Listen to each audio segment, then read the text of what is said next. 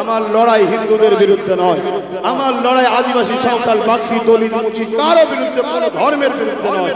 আমার লড়াই যারা আমার ইসলামের বিরুদ্ধে তাদের, আমার লড়াই জুলুমের বিরুদ্ধে, আমার লড়াই হিংসার বিরুদ্ধে, আমার লড়াই সন্ত্রাস জঙ্গিবাদ আমার দেশের গাদ্দার যারা তাদের বিরুদ্ধে আমাদের লড়াই। কথা শুনছেন না শোনেন? তাহলে সেই জায়গায় তুমি মুসলিম ঘরের সন্তান দাবিদার, কিন্তু তোমার আখলাক, তোমার কথাতে তোমার দেখা যাচ্ছে তুমি কোরআনের দুশমনের পক্ষে, তার মানে তুমি মুসলিম সেজে মুনাফিক। কোরআন বলছে প্রকাশ্য অমুসলিম যে হবে তার থেকেও অতি বেশি জাহান্নামের কঠিন আযাবে যাবে মুনাফিক যে মুসলিম সুরাতে, কিন্তু তার আখলাক কাজ হলো ইসলামের বিরুদ্ধে। আমি বুঝাতে পেরেছি?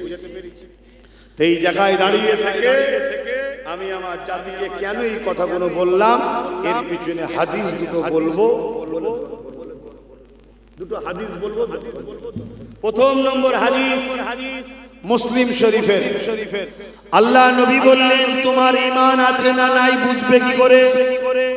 ঈমানের লক্ষণ কি?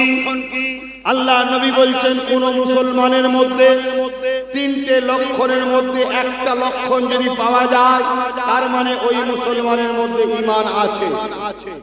কিরকম?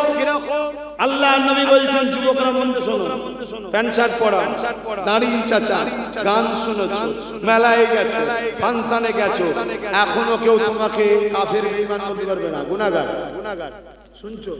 কাল তওবা করার সুযোগ আছে, পরিবর্তন হবে, নামাজি হবে, দাড়িওয়ালা হবে, হাজি হবে, আল্লাহ চাইলে জান্নাতে যাবে। জোরে বলুন সুবহানাল্লাহ। কিন্তু ইসলাম, কোরআন, রাসূল, আল্লাহর বিরুদ্ধে যদি যাও বেঈমান কাফের হতে হবে। শুনছেন? দুঃখের বিষয় বললাম ৭৩ দল মুফতি আছে, ৭৩ দলে কি আছে? মুফতি আছে। ওই মুফতিরা বেঈমান নেতাদের জন্য ফতোয়াবাজি করে, আল্লাহ ও রাসূলের দ্বীনের জন্য ফতোয়াবাজি করে না।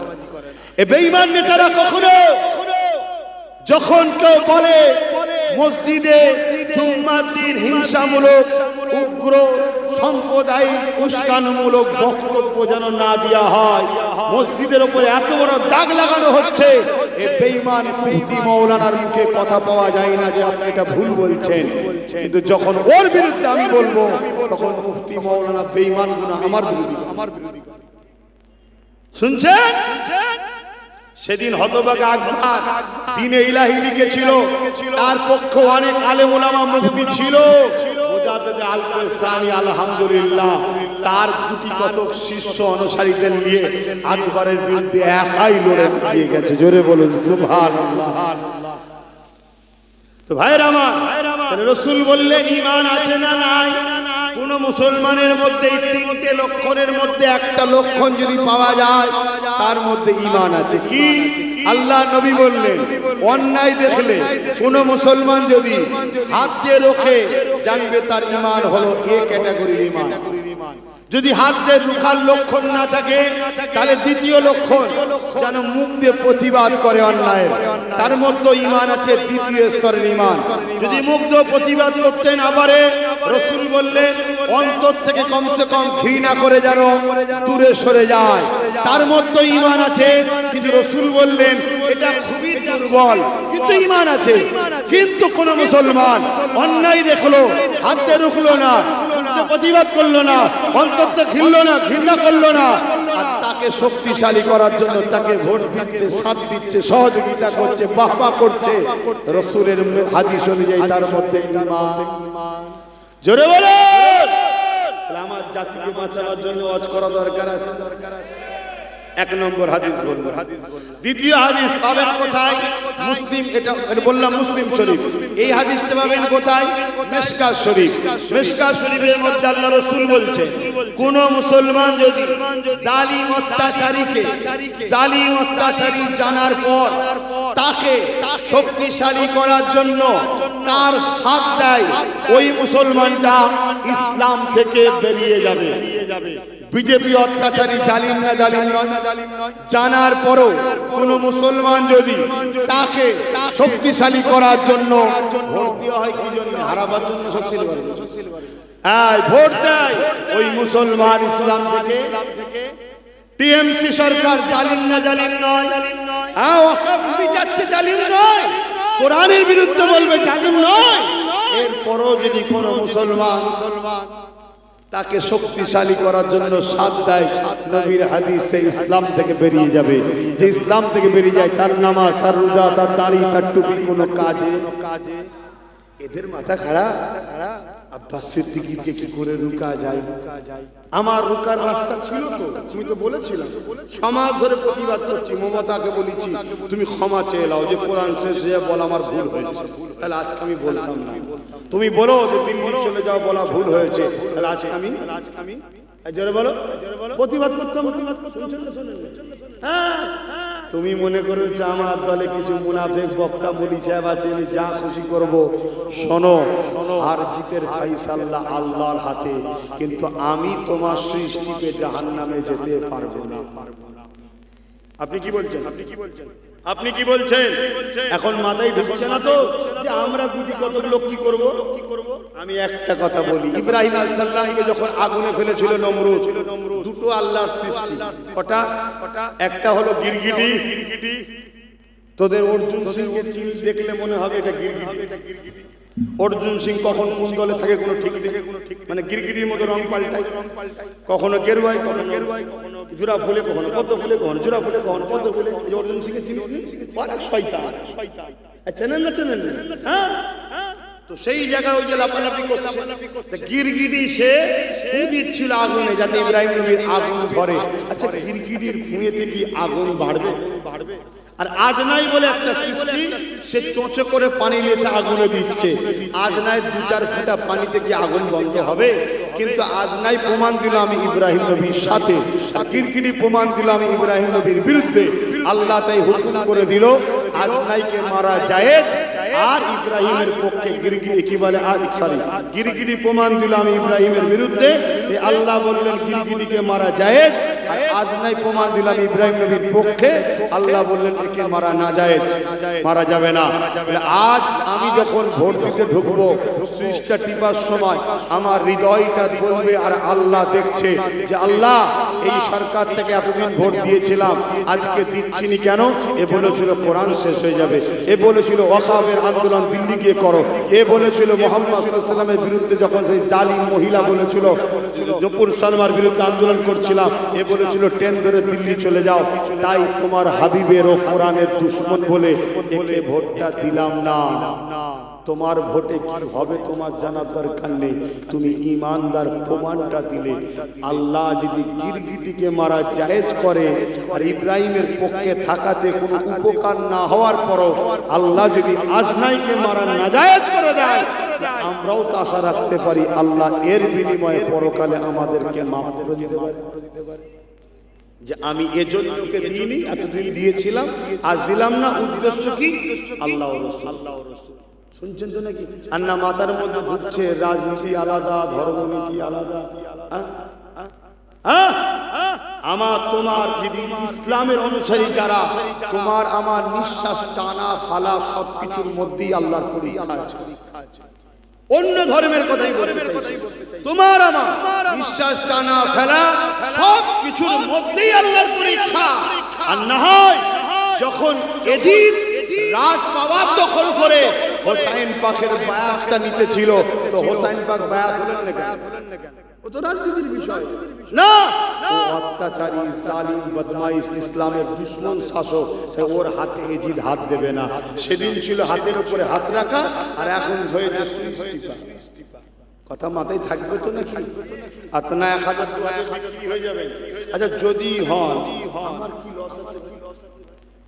কথা বলবেন, কি লস আছে? কোন লস আছে? আমার কিসের লস?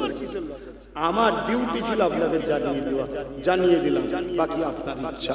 আসেন তওবা করি, দোয়া চাইব। বিসমিল্লাহির রহমানির রহিম। আল্লাহ তাআলা আমি জানা অজানা ইচ্ছা ও ইচ্ছা সকল গুনাহ হইতে তওবা করিতেছি। আস্তাগফিরুল্লাহ রাব্বি মিন কুল্লি যামবি ওয়া আতুবু ইলাইহি। আশহাদু আল্লা ইলাহা ইল্লাল্লাহু ওয়াহদাহু লা শারীকা লাহু ওয়া আশহাদু আন্না মুহাম্মাদান আবদুহু ওয়া রাসূলুহু। লা ইলাহা ইল্লাল্লাহ মুহাম্মাদুর রাসূলুল্লাহ সাল্লাল্লাহু আলাইহি ওয়াসাল্লাম। পাঁচ ওয়াক্ত নামাজ পড়বেন, একবার রোজা রাখবেন, মালদাররা যাকাত দেবেন, হজ করবেন, বড়দের সম্মান ছোটদের স্নেহ করবেন, দেশটা আমাদের ভালোবাসবেন, যারা দেশদ্রোহী তাদের থেকে দূরে থাকবেন। আসুন শেষ কথা, 2002 যাদের বাপ বা মায়ের বা দাদু দাদির নাম আছে, যদি এমন কোন ব্যক্তির নাম ডিলিট হয়ে যায়, আমি তাকে বলে যাচ্ছি, যদি ভরসা রাখেন টেনশন করে জীবন দিয়ে ফেলবেন না। আপনার নাম ঘাড়কে তুলতে হবে। শুনছেন? শুনছেন? নামের আগাম শেখ, পরে শেখ, এদিক ওদিক ভুল হয়েছে, এরও সমস্যা সমাধান করতেই হবে। কেন ওরা করেছে, আমরা করিনি। কিন্তু প্ল্যান মাফিক এই নামটাকে বাদ রাখা হয়েছে বিজেপিকে ঢুকাবার জন্য। কথা মাথায় ঢুকানো হলো। আর এর পিছনে সব থেকে বড় অবদান যদি কারো থাকে, সেটা রাজ্য সরকারের। কেন? নির্বাচন কমিশনার থেকে টেনে বিচারপতির হাতে তুলে দিল। যদি নির্বাচন কমিশনের হাতে থাকতো, তাহলে নির্বাচন কমিশনার ঘেরাও করে বলতাম আগে ভোটার তারপরে ভোট। তার হাত থেকে টেনে কোর্টে চলে গেল, আর কোর্ট তার মতো বলে দিয়েছে যা হবে ভোটের পরে। এখন তুমি নির্বাচন কমিশনে কিছু বলতে পারবে? কিভাবে আমাদেরকে বোকা বানাচ্ছে, কিন্তু আমরা বুঝছি না কেন। ওই যে 1000 টাকা, 500 টাকা দেখছেন না? আবার যুবকদের 1500 গুটকা খাবার দেখছেন না? লোভে অন্ধকার হয়ে গেছে। লোভে পাপ, পাপে মৃত্যু, যুবক বোঝ ভাই আমার। তাই যেসব ভাইরা বিগত দিন এই সরকারের সাথ দিয়েছিলেন, তাদেরকেও বলবো তওবা করেন, পরিবর্তন হন।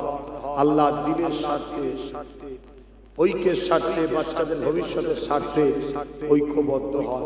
আপনারা খবর রাখেন কি জানি না, ওবিসি বলে একটা মুসলমানদের সংরক্ষণ আছে, জানেন? তার 12টা রাজ্য সরকার বৃদ্ধি, 13টা বৃদ্ধি আছে। আর কোনো মুসলমানের ছেলে পড়াশোনা করে চাকরি পাবে না, মুসলমানের ছেলে ভালো ভালো জায়গায় আর পড়াশোনার চান্স পাবে না। আর আগামী দিনে বুথ লেভেলে যে ওবিসি কোটায় মুসলমান দাঁড়াতো না, ওই জায়গায় আর দাঁড়াতেও তার 12টা বেঁচে ব্যানার্জি। এই খবরও তো রাখো না, এই রাখো না বলেই তো আমায় গাল দাও। আজ রাখতে তাহলে তুমি বুঝতে পারতে যে আব্বাস সিদ্দিকী তার প্রাণ প্রিয় ভাইটাকে তোমাদের জন্য 42 দিন জেল খাটিয়েছে। তোমাদের জন্য না দিয়েছি না, আমার মতো দেশে জলসা করতো, আরাম আয়েসে শুনে থাকতে পারতো। যাক, এরপরও আল্লাহ খুশির জন্য বললাম, দিনের দায়ী হিসাবে বললাম, মানার হয় মানবে, না মানার হয় না মানবে। আল্লাহুম্মা আমিন। আয় আল্লাহ, হাবিবের খাতিরে যা কিছু বললাম, বলার ক্ষমতা ভুল ভ্রান্তি হলে মাফ করে দিন, রহমত করে মেহেরবানি করে সওয়াব দেন। নূর নবীদের সওয়াব কানা হুজুর আব্বা জান, আম্মা জান, পরিবার, সাহাবা সাহাবিয়া, 4 পিরানে পীর, 4 ইমাম হুজুর দুরুদ সওয়াব পৌঁছে দিন। तमाम नबी सिद्दीकीन सादा सालिहीन आरिफ बिल्लाह हुजूर दुरूद सওয়াব পৌঁছে দিন। আমাদের সকলের সুলতান সুলতানে হিন্দ গরিবে নওয়াজ খাজা মুঈনুদ্দিন আজমির সওয়াব কানা পৌঁছে দিন। আয় আল্লাহ পাক, আমাদের পুত্রের বাপ কুল, মা কুল, দাদু কুল, দাদি কুল, নানা কুল, নানি কুল, শ্বশুর শাশুড়ি, মাই মুরব্বি কুল, যারা চলে গেছে জান্নাতি করে দিন, যারা বেঁচে আছে নেক হায়াত দারাজ করুন। আমাদের পীর ও মুর্শিদ মুজাদ্দিদুল জামান দাদা হুজুর পাকের সওয়াব পৌঁছে দিন। সাদা হুজুরের 5 কলিজার টুকরা খলিফা হুজুরদের রহির সওয়াব পৌঁছে দিন। আয় আল্লাহ, আমাদের বাপ মা, ভাই বোন, স্ত্রী বাচ্চা যারা হায়াতে আছে নেক হায়াত দারাজ করে, ছেলে পুলে বাপ মায়ের স্বামী স্ত্রীতে হাসি খুশিতে রাখেন। আল্লাহ, আমার ইমাম সাহেব ভাইদের জান মাল হিফাজত করে, যেসব আলেম ওলামারা হক কথা বলে তাদেরকে আল্লাহ আপনি দুনিয়া আখিরাতের শান্তি দেন, তাদের জান মাল হিফাজত করেন। আল্লাহ, আয় আল্লাহ, দাদা পীরের আওলাদ, দাদা পীরের আলেম ওলামাদেরকে হিফাজত করেন, মিলেমিশে থাকার তৌফিক দিন। যেসব মানুষ একজন দুজন আলেম ওলামা পীর যারা বিগড়ে যাচ্ছে, আল্লাহ হিদায়ত করুন। আল্লাহ, আল্লাহ হিদায়ত করুন। আল্লাহ, আল্লাহ হিদায়ত, আল্লাহ আল্লাহ দাদা হুজুরের সিলসিলাকে হিফাজত করুন। আল্লাহ, আল্লাহ আপনি হিদায়ত করুন। হাবিবের খাতে রহমত করে দয়া করে মেহেরবানি করে আল্লাহ আমাদের প্রত্যেকের মনের নেক আশা তামান্নাকে আপনি কবুল করুন আল্লাহ।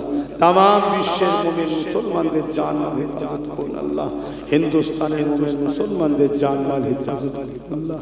আয় আল্লাহ আমার দেশের সেনাবাহিনী, পুলিশ বাহিনী, বিএসএফ বাহিনী তাদেরকে সুস্থ ভালো রাখেন আল্লাহ। আমার দেশের হিন্দু, দলিত, আদিবাসী, সাঁওতাল, বাগদি, খ্রিস্টান, মতুয়া প্রত্যেকটা ধর্মের মানবপ্রেমী মানুষদের ঘরে নিরাপদে রাখেন, সুস্থ ভালো রাখেন, মানব বন্ধনে মিলেমিশে রাখেন আল্লাহ। আমার যুব সমাজের রুচিতে কারবার, ব্যবসা বাণিজ্য বরকত দেন আল্লাহ। আয় আল্লাহ যে যা আসলে দোয়া চেয়েছে, কেউ অসুস্থ আছে, কেউ অভাবী, কেউ ঋণী আছে, এবং আল্লাহ পাক কোন মায়ের আল্লাহ নেক সন্তানের আশা, যে যা আসলে হাত তুলেছে আল্লাহ নিয়ত করেছে প্রত্যেকের মনে নেক আশাকে কবুল করুক। যারা পড়াশোনা করছে কামিয়াবি দান করুন আল্লাহ। আল্লাহ আমার ভাই নওশাদকে আপনি কামিয়াবি দেবেন, ভাঙর থেকে আবার জিতাবেন আল্লাহ। সব জায়গাতে এত কিছু হচ্ছে আল্লাহ, তাদের পিছনে নওশাদের পিছনে উঠে পড়ে লেগে চোখে কামিয়াবি দান করুন আল্লাহ। ও সাথীদেরকেও কামিয়াবি দিন আল্লাহ। মুনাফিক থেকে আল্লাহ আমাদের দূরে থাকার তৌফিক দিন। হাবিবের রাস্তা আমাদের প্রত্যেকের বাপ কুল মা কুল দাদু দাদি নানা কন্যানি শ্বশুর শাওরি আল্লাহ সব মিলে মিশে আল্লাহ। আমিন আমিন আমিন। হাসবুনাল্লাহু ওয়া নি'মাল ওয়াকিল, নি'মাল মাওলা নি'মান নাসির। আল্লাহ আপনি আমার জন্য যথেষ্ট আল্লাহ, আপনার খুশির জন্য বলেছি আল্লাহ। ইসলামের পক্ষে বলেছি, ইসলামের দুশমনদের থেকে দূরে থাকার জন্য আপনার বান্দা বান্দিকে শিখিয়েছি আল্লাহ।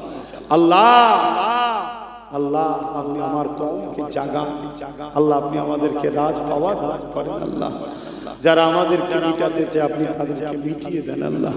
বারহাক কালিমাতুল লা ইলাহা ইল্লাল্লাহু মুহাম্মাদুর রাসূলুল্লাহ সাল্লাল্লাহু আলাইহি ওয়াসাল্লাম। আসসালামু আলাইকুম।